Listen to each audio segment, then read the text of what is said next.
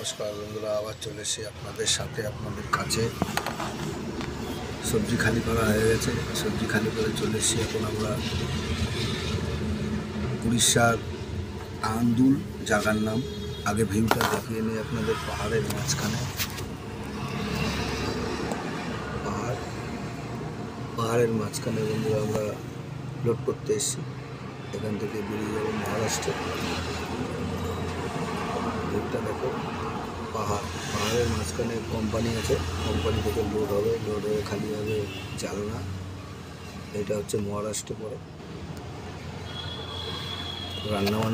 রান্নাবান্না সব হয়ে গেছে বন্ধুরা। রান্নাবান্না করে নিলাম। কোম্পানির ভিতরে ঢুকতে গেলে রান্নাবান্না করতে দেয় না, গ্যাস ফ্যাস সব বার করে নেয় রীতিমতন। আগেরটা দেখিয়েছি আপনাদের, পটল লোড করে পটল খালি করেছি।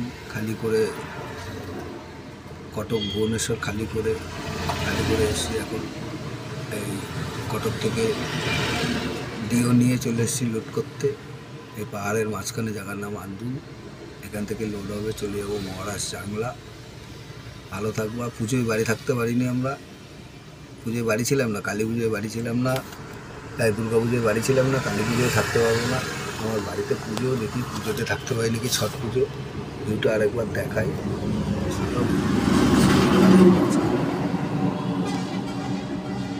কতদূর দেখাতে পারছি জানি না, আমার তো সামনে ক্যামেরাটা খারাপ।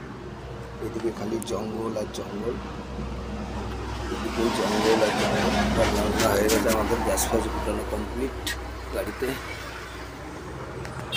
সবাই ভালো থাকবা, সুস্থ থাকবা। ভালো যা ব্লগ করতে পারছি না। একটা করেছি কটক ব্রিজের রাত্রির বেলায়, সেরকম একটা দেখা যায়নি বন্ধুরা। কটক ব্রিজের ইটা করে দিয়েছি। ভারতের যে 10টা বড় রিভার নদীর ব্রিজ, তার ভিতরে কটক ব্রিজটা তার ভিতরে একটা। যদি ওদিকে আবার দিনের বেলা যায় তোমাদের দেখাবো। ভালো থেকো, সুস্থ থাকো।